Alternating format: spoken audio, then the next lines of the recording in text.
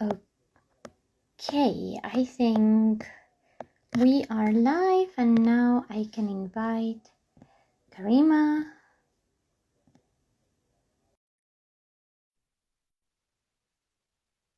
Awesome. Hi, hello. Hello. Hi. How are you? Well, actually, right now I'm just wiping blood off of my leg because I have a new kitten, Oh, and I'm sitting down, and she just like jumped up and then went down my leg as she was trying to get up on the chair, and this was not a good. Oh, but hi. So oh my God. That I was like, when just you said blood, I was like, what happened? Why is there blood? right. So this was not a good way to start, but okay. Kittens How are are part of you? it. I'm okay. How are you? Yeah, except for the blood. Good. Yeah. And it's so hot in Italy right now. It's just really dreadful. I was gonna say, if it's anything like in Spain right now, I mean, this heat wave is being absolutely terrible. Like, I don't Yeah. remember this early in the year being this hot. I don't remember it for, I don't know. Yeah, being this hot and unfortunately for here, I don't know if it's that so dry and that I was just mentioning to some friends that the prices of vegetables are going way up. Yeah. There just isn't enough water, and there's not going to be. It's going to be hot for the next couple of weeks. Who knows after that? And the stuff at the vegetable stands is just withered. It also looks really, It is a awful and bit everything. So, here as well. It's actually gotten to the point that, well, in the part of Spain where I am, which is the north, where it's actually quite humid, we are having the problem of it is so humid that people are starting ah, problems even working in the fields where you need to go out okay. and pick up, vegetables. And then of course, because it's so hot, yeah, you may buy, I don't know, say an avocado today and tomorrow is just completely destroyed. So it is Right. causing a lot of problems here too. But Yeah. well, such is life, This is this Yeah. is actually what we have to deal with in this day and age. Oh, and I can Right. see other people have joined us already. So hello, Yes. everyone. Yes. Thank you so much Hello. for being here. And I guess if that's okay, we should probably get rolling. All right. Okay. Okay. Awesome. Well, very first of all, a very quick introduction for everyone that don't know what we're doing here. This is our new episode of Hist Club, which is a history club in general, where people from different backgrounds of the humanities come to talk about interesting stuff that you all should know about. And today we have Karima, who is one of my favorite people here on Instagram. I Uh, follow her page since I was here. She makes me incredibly hungry, and I just yeah. always want to be doing something really cool. So today it's all about food and food history and what she does. So Okay. without any further delay, could you please introduce yourself? And for those of you who may not know you, tell them who you are, what you do, and how you got into this. Okay. My name is Karima Moyernocchi, and my handle, for those of you who don't follow me, is historical Italian food, which kind of says it all right there. I'm a culinary historian, and I teach at the University of Siena and the University of Rome, or did before, at least before COVID. I taught in their Gastronomia program at the University of Rome. So I'm the author of two books and working on a third book. My specialty is the fascist era, and so I have a book called Chewing the Fat, which is my first book based on interviews with 90-year-old women about the fascist era and reconstructing a history through the lens of food, as we say in we there. This is becoming very much a thing of looking at this neglected area of history, and then instead of what happened previously is that history was told as if no one ever ate. It's now being told as if that was the center of everyone's lives, which for me that doesn't seem odd that that food is the center of our lives. Otherwise, we would not be here. There's very little space between what is out there and what I need to consume 3 times a day in order to continue staying on this earth. And so it is the center of our lives. You can do without so many things, but not without that. So we breathe and we eat. Yeah, and that's what I do. It's the reason I wake up in the morning. I'm always thinking about food in some capacity, and I'm particularly interested in the way our relationship with food shapes social relationships, how it moves politics, and then looking back has created then what we call history. Yep. And how did you decide that this was going to be what you were going to do with your life?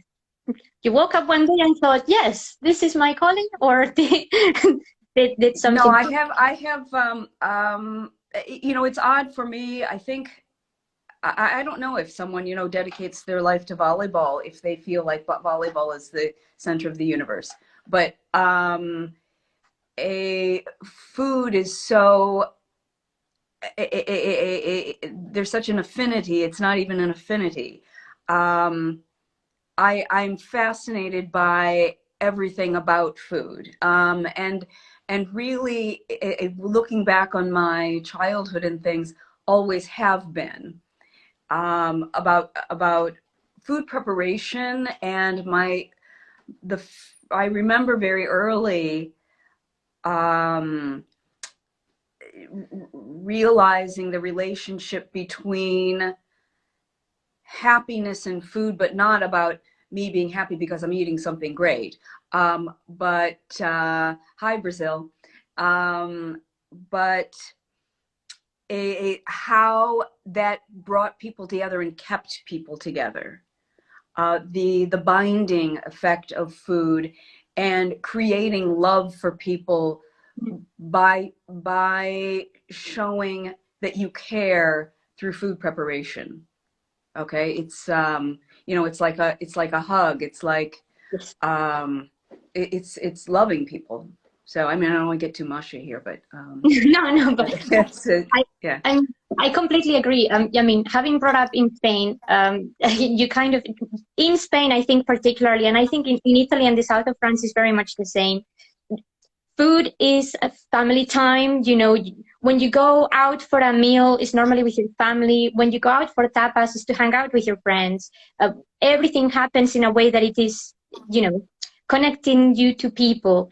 I was cooking with my parents and my grandparents since I was 5. So, you know, to me, the fact that my grandma used to spend hours, I mean, hours in the kitchen cooking for 7 people every single day, to me, that's dedication. That's saying, hey, I care so much about you that I don't want you to go hungry, and I'm gonna, you know, do whatever it takes to feed you. So I completely relate to that, and it's something that's always resonated with me. And actually, I am the happiest when I am eating. So that's part of the problem that I have with going out to restaurants, is that I want to see that. I mean, I know how to cook. When I go out, I want a relaxing kind of experience. I want to have that glass of wine first, which is really difficult to get that happening in Italy. When they bring the food first, it just makes my blood boil. But I want to see some love on that plate. I want to see that you cared. And that's really hard to find. You can even do something easy, but if you've washed a lettuce leaf and then put a few things on top of it that you've actually made that are simple, it's different than me being able to see that you pulled that lettuce out of a bag and put it on a plate. Yeah. That's right. There's no care there. Yeah. No, I yeah, get it. And it's so interesting to me how this thing that we need to do every day, 2 or 3 or however many times a day one eats, how we have made that into being together and culinary histories and a culinary grammar of one place that's made in one way, and that binds a society and creates an identity which is different from another.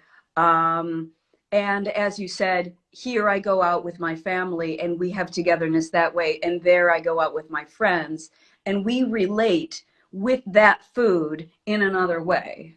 Yeah. So that's also really fascinating to me, the way that kind of pans out. So I like studying that, and as well in Italy, a lot of my work is, and you can see on Instagram as well, is based on not this glorification, deification of Italian food, not that, and I always need to make this caveat, not that I don't love Italian food, not that it's not a fascinating, deep, rich historical situation, but the deification of it and the myth making is the thing that I'm sort of here to combat, because I think the reality of the history is fine as it is, without superimposing the stamp of the nostalgia industry on top of it to get you to buy stuff, you know. So No. and Italy's a lot about that. So Yeah. right now. It's that's I'm so glad you mentioned that, because recent research that I've been doing on food history, I have a paper coming out about this, is precisely about the sort of identity of Spanish people throughout their food and how they relate to their past with this food, and what that food actually says about our past, which actually for many, many years, it's been not true. What people perceived to be Spanish food was actually Muslim food. And right. someone in Spain wanted to accept that past, you know, about them because of the dictatorship, because of fascism and things like that. So it is interesting when you can sort of start dissecting that and sort of show people, you know, it's okay as it is. You can accept it. All it Right. changes is that you properly understand where it came from, what it meant to the country, you know, what it's actually allowed us to become. We don't need to sort of create any Embellish, right. Exactly. It's just what it is, and that's okay. And that's one of the things that I really like about your posts and everything that you do out there, is that, you know, it is what it says in the tin. Food doesn't have to be anything more than that. It's like when you go to a restaurant and they give you a super elaborate description just to tell you you're going to have some very nice pasta, for example. Right. That's right. I was just happy with the pasta, you know. Yeah. So that's that's a key point, and something that, you know, I think is definitely very much needed, and I'm just very, very happy that you do. And actually, that kind of takes me to one of the questions that I wanted to discuss with you. What do you think is one of the biggest challenges that the field of food history has, or culinary history has, for people like you, or for potential people coming into the field? Because obviously over the last 20 years, it's sort of like exploded in some ways, but it's kind of got stuck in its ways as well from a historiographical point of view. And it kind of feels that sometimes some people have to walk around eggshells when they talk about certain food things, and some food things are neglected, some others aren't. And I just think it's interesting, because I wouldn't have thought we would be so pernickety about our food history, but we actually are. So any thoughts on that front would be very interesting to hear. Yeah, what's happening in food studies, I don't know how old you are, but people who are of my generation, no one has a degree in food studies, because there weren't any. Yes. So there's a fascinating thing going on when you talk about this 10, 20 years, because for me it's like 10 or 20 years, maybe 10 slow years, and then another 10 fast years. Yes. But what's coming out is a change in the generation with so many food study programs. So before, everyone came to it with whatever your background education was, specialization, your affinity to food, which my father was a sociologist, and I have very much a socio-cultural, historical approach to the way I see most of life, and particularly food. And then I have, a degree in my degrees are in literature, and I teach writing. And I come to food that way. Mm-hmm. So to food studies that way.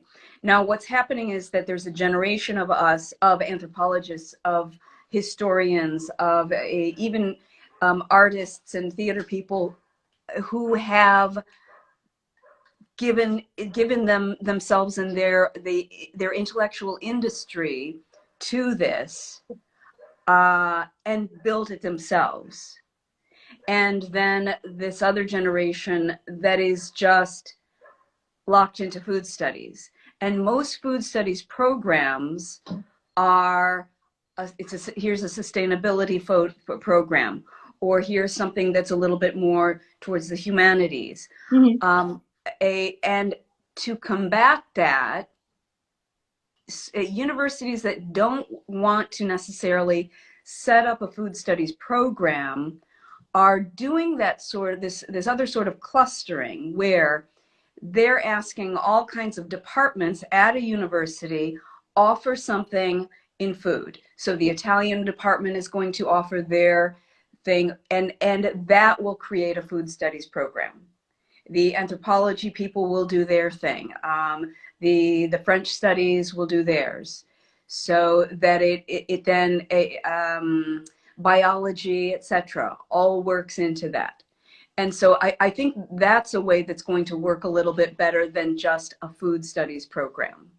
People often ask me about what kind of programs there are out there and where they should study, and that's my advice on that. And it's an interesting development that's happening. Yeah, no, that I think I agree with you, because I don't know if it's my background or just simply how I understand these things in general, but every time that I've seen more interdisciplinary approaches to food, like what you're suggesting, everyone sort of fits in and you develop things that way, it seems a bit more comprehensive. And I think in order to understand food and the impact that it has on people or the environment, anything, you definitely need to have sort of a, not so much in the detail view, but like a wide perspective, vision as to how everything ties in together: culture, politics, economics, Exactly. environment, and whatnot. So if you kind of just put your blinkers on and just look at one specific aspect, you will find interesting stuff, but you will not have a complete picture. And Yeah. I think, like what you said to begin with, food is something that we do every single day. Most humans, Right. we try to, because we need it for survival. So if you are looking at it from such a narrow viewpoint, you are missing part of the human experience just as a whole, Yeah.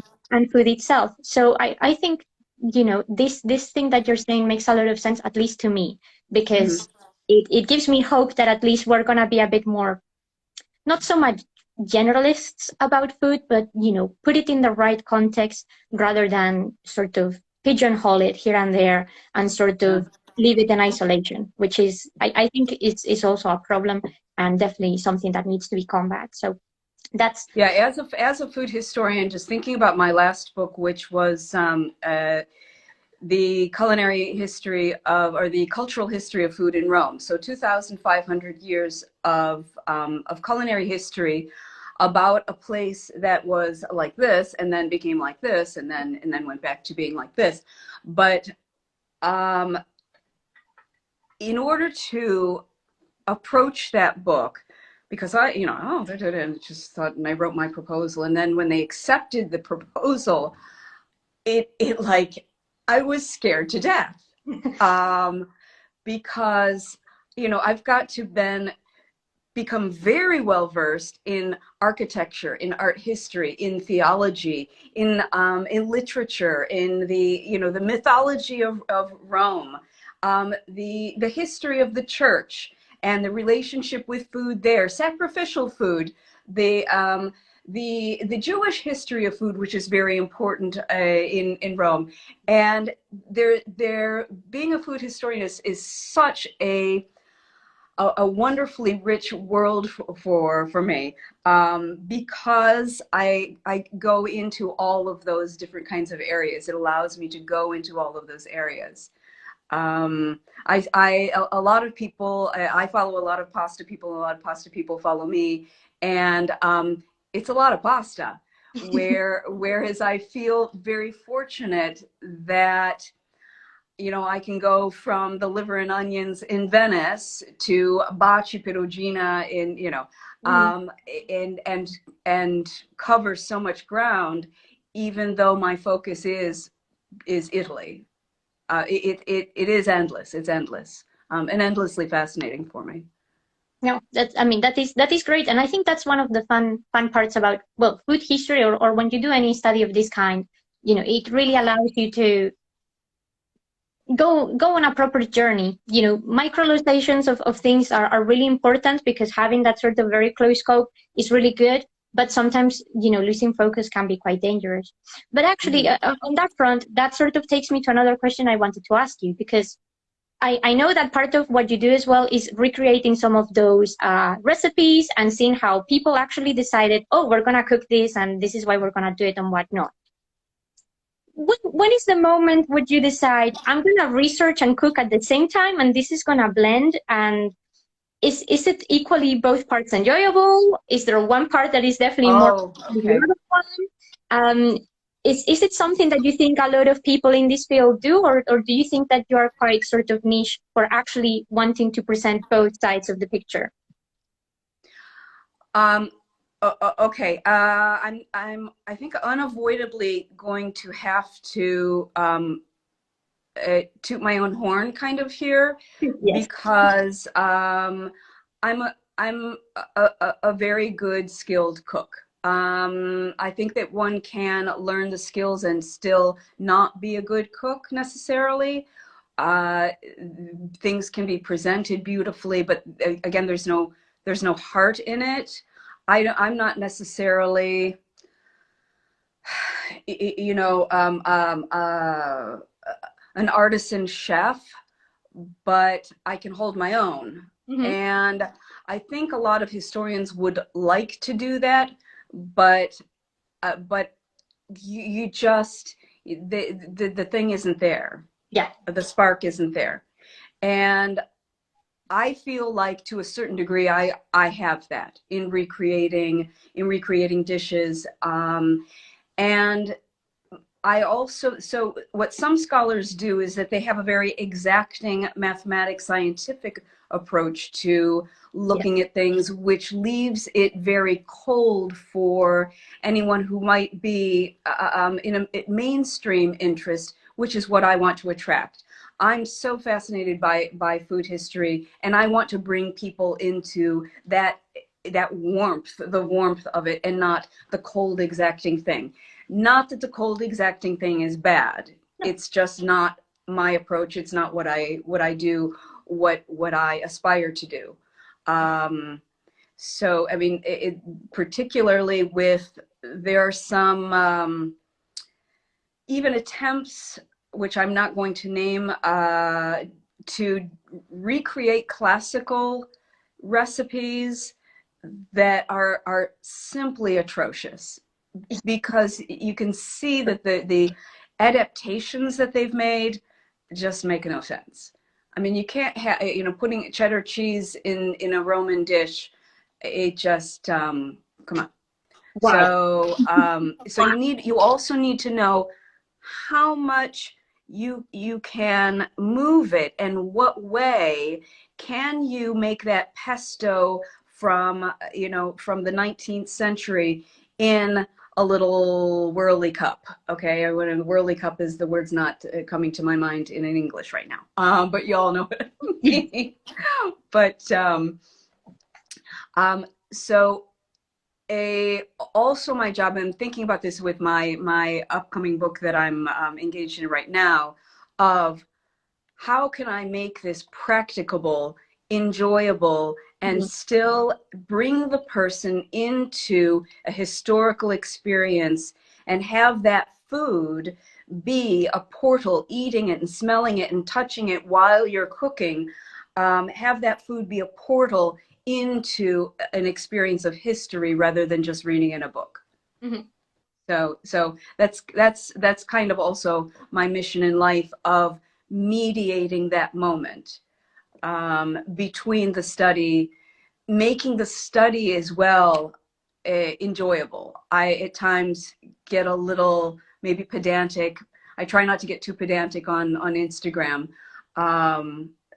because I want it to be, you know, an enjoyable moment. Like my thing recently with Baci Perugina, I take one moment out of that thing with the knuckles and say, you know, it used to be called a punch in the face, and then they started to call them kisses.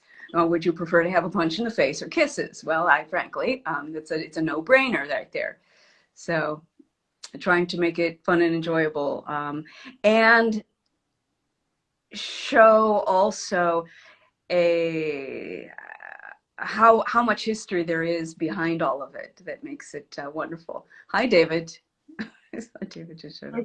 A lot of people in the chat. I've been saying hi as we go along. I'm sorry if I haven't gotten to some of you. Sometimes the chat goes really fast and I can only press the button so quickly. But thank you everyone for watching, and thank you so much for the information so far. We still have about 15 minutes and we're going to use them very well. Oh goodness, the time has flown. I know. Now, I really want to know, what is the most bizarre thing that you've ever cooked or learned while investigating food history? Because at least from my own experience, when you're looking into food history or just generally any interaction of human beings with food, there's all sorts of strange things in there that happen, from failed recipes, from things that used to be really popular 3,000 years ago or even yesterday, and that now we look at them and think, what? Yeah. Or things that maybe the process of cooking them may be absolutely revolting, but actually the final result is amazing. So what's the weirdest thing that you've encountered through your journey? Because yeah, I'm sure there is. Right. I have that problem with a little bit with Instagram, because Instagram is very much about that beautiful photo and that beautiful food and the mouth-watering stuff and etc. And I would like to do more recipes that are not going to be mouth-watering, are really weird, but historically important. And I hesitate to do that, because, you know, on the one hand, one should say, oh, well, I'm just going to do what I want to do, and if people follow me, then they follow me. On the other hand, I want an engaged following that is interested in doing so. I don't want to cherry pick just the yummy stuff, even though I certainly, I mean, in the end, I end up eating this, so I do want to pick some stuff. But you know, there's this for centuries. I mean, literally centuries. When we think about a food fad, so what's a food fad? That the first one that comes to mind for me in Italy is profiterole, which came in, and I mean, they were absolutely everywhere, and now you cannot find them. So that's something, you know, those food fads, and they come and go even faster now. But for centuries, there was this thing called white dish, and bianco mangiare, blanco mangiare, or whatever, blanche, mange blanche, whatever. Okay, so it was absolutely everywhere. The most popular dish in Europe. It was a pan-Europe popular dish that started off as a, I think the roots of it are Catalan. So, and it started off as a chicken, almond, white bread kind of pudding, okay? And the whiteness of it, the whiter it was, the better, because white was a really popular thing in food. So, which is also why it was called white dish. And then all of the other things that it was called everywhere else in Europe. And then you had your Lenten version of that, which was mostly with almonds and almond milk, but it still wasn't a sweet thing. So you basically had this chicken breast almond bread sweet pudding, which sounds really kind of gross right now. We don't want to have a sweet chicken breast pudding. And that then would go on and develop and branch off and become panna cotta, which is very popular right now. So that kind of thing really interests me. I'm very interested, but I want to maybe hold back a little bit about this because I'm writing about it in my book. But the spaghetti and meatballs thing as well, and tracing that, and the belief with the Italian Americans that it is I was going to speak Italian. It's okay. A prettamente Italo-Americano dish, okay? But there are some roots and backgrounds to it that people don't want to admit, because that's the other thing, is that when there's a mythology, people don't want you to mess with their mythology. And you are treading on eggshells, as you said. You need to have a certain amount of respect and not bash people in the shins with your myth breaking. But it's interesting to then, introduce that, well, maybe it isn't exactly what you think, but you've got to have your facts down. Yeah. That's what I see with some food historians as well, who are kind of charlatan. There are charlatans in every kind of thing, but charlatans in food history as well, of just spouting off things that people want to hear. Yeah. So I'm out to combat some of that. And some of them, there's someone who calls themselves like, these real Italian, genuine Italian food police, or whatever they're called. And they go around, but they get pissed off about you not carrying on the mythology. So, yeah, all of these things are very relatable, I think, as well, because at least from my research into Spanish food, there is a very clear narrative, modern narrative about what Spanish food is, where Spanish food comes from, etc., etc., etc. If you remotely try to say otherwise, this becomes an issue, unless you can handle that carefully and actually let people realize that what they think is true, it is true. It's just there is a lot more depth to it, and you need to take the horse to the water and show it that the water is actually clear and it's fun. Right. But it's something in particular that I also find very interesting with British food, because I think British people have convinced themselves that the stereotype that their food is rubbish is real. Yeah. That's and they are hesitant to come out of that. They have a really glorious background of British food history. I know that they've fallen into the Irish as well, because there's the Dublin gastronomy Dublin gastronomy symposium that happens every 2 years. Mm-hmm. You can see how timid they are about glorifying their own food, and just some fabulous stuff in Ireland. Yeah. And it's something that it is weird. I definitely agree that it's a weird thing that we do about our food and about sort of understanding it, but because it's maybe modern cooking has maybe put us all in a particular trend of, I don't know, we eat X, Y, Z, and that's what normal food is like. And sometimes going to traditional dishes that maybe don't look like you were suggesting, right? They may not look appealing, but actually they're really nice. Looks a bit strange, but it is something that always puzzles me, the sort of hidden messages and sociology and mythology that goes into everything you eat.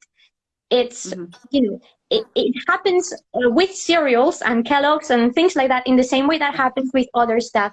And trying to walk those routes and see what people come up with about this stuff, it's genuinely mind-blowing sometimes. Yeah. I did never expect I would end up going down this way. So no, I completely get that. And it is interesting, but also, like you said, you kind of have to be a little bit careful, because otherwise, well, people can get genuinely very upset. And this is not about upsetting people, right? It's about making as many people as possible familiar with the reality of events and the reality of their food. Right. Which is not boring or pedantic. It's actually really interesting, right? Yeah, Exactly. it's just not the it's just not a sugar-coated gumball. Yeah. So yeah, 100%. But yeah.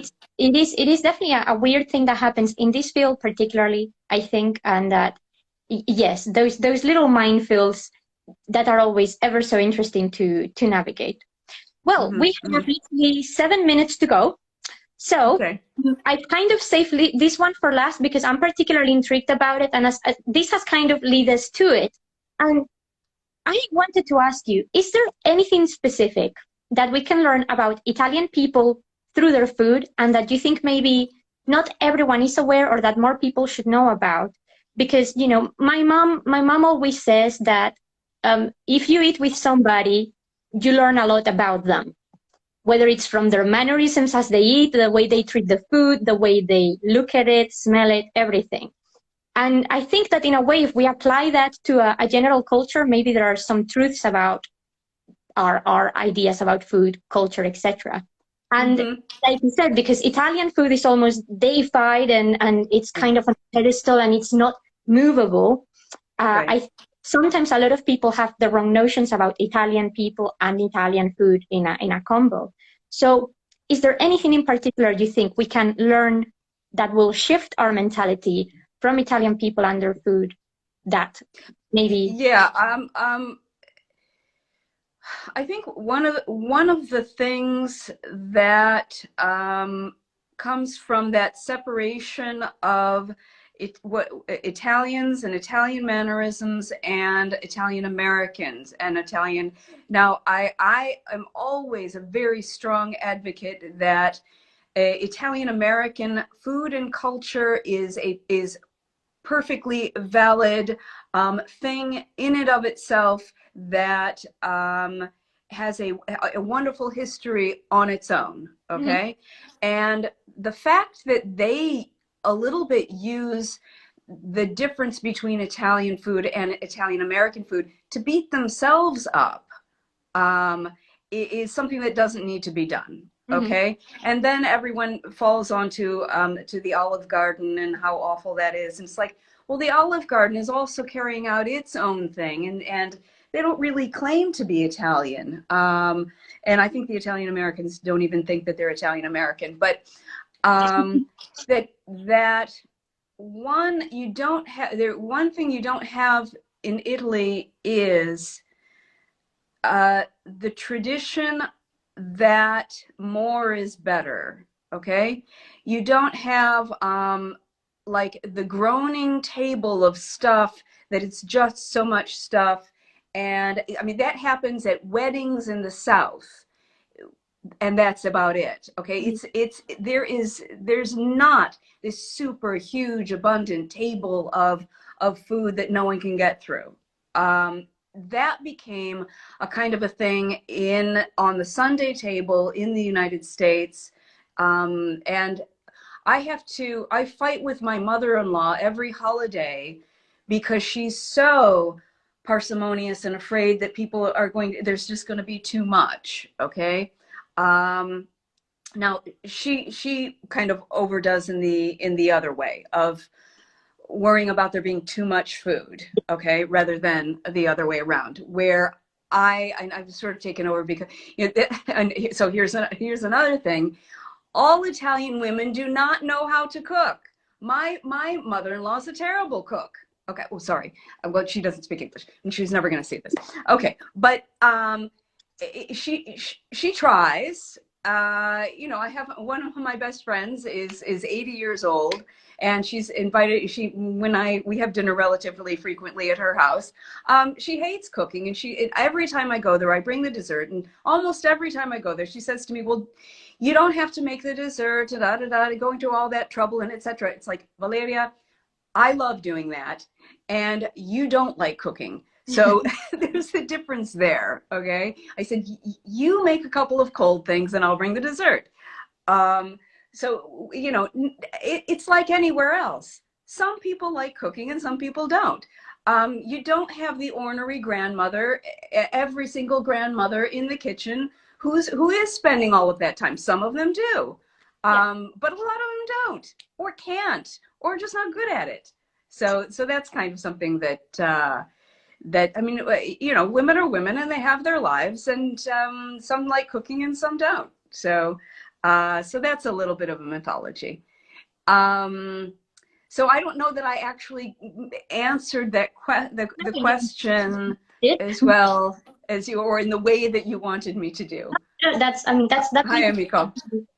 That's 100% true, because this sort of stereotype that, oh, all, you know, Italian food is amazing, so everyone is good at food in Italy. And everyone's good at it, right? Yeah, right. Is not true, and there is no reason why it should be true. Like, you know, you don't think, oh well, I don't know, people in Japan is very good with technology, so every Japanese person is a mathematical genius. Well, no, some Japanese people would be very good at it, and some Japanese people will probably do it. Right, so right. But it becomes a stereotype, right? That you have la nonna does this, and la nonna does that, and it's the food of the nonna, and that's it. That's the only true good food that you will ever find, when it's actually, like you said, not the case.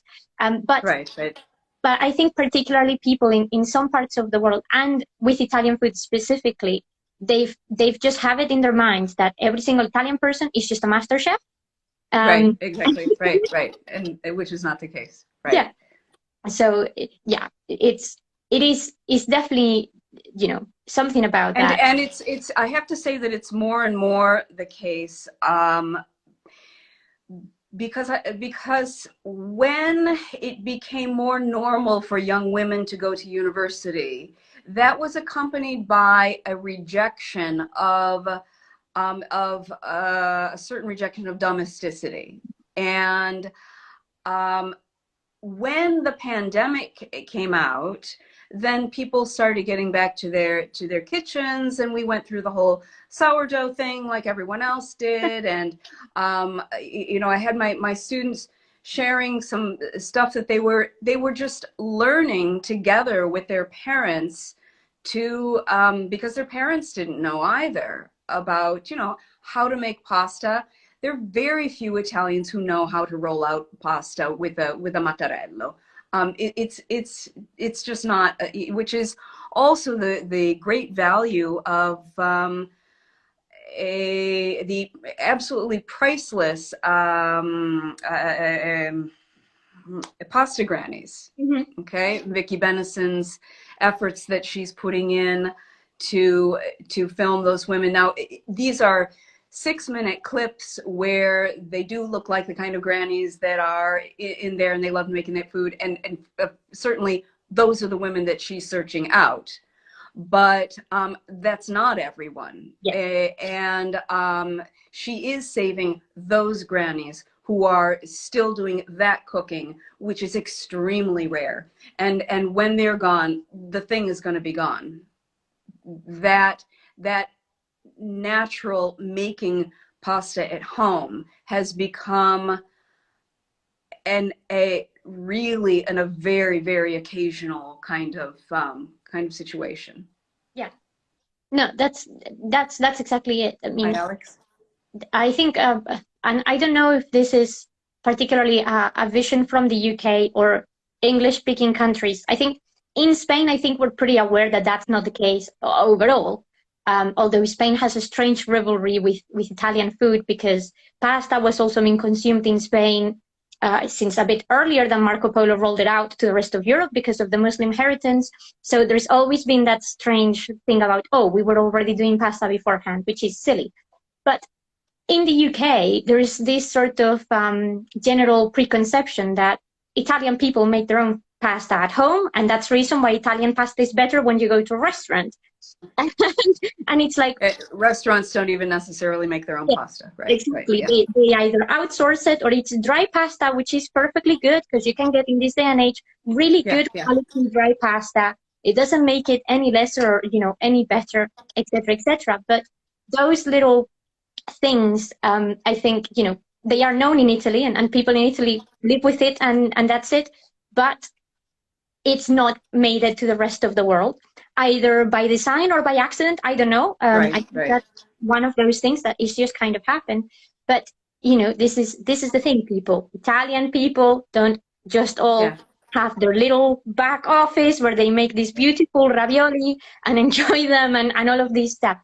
It's a skill, a very hard skill, by the way. Making fresh pasta on your own is actually really laborious. It takes a really long time, and Very laborious. You can mess it up really easily and really quickly. And that's the reason why not a lot of people do it, because exactly. It's hard. So it's definitely one of those things that more people need to know.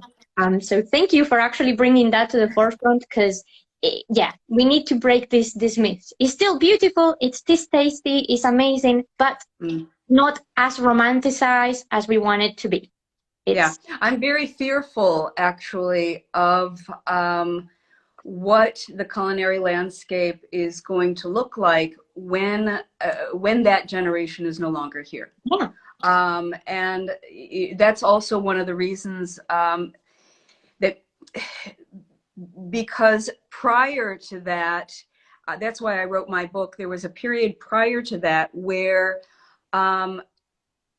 those foods, because of the, just eking out a living, etc., they were holiday things, and then they became more mainstream when people could afford them, and now the people who know how to make them as a natural kind of way, their generation is fading out.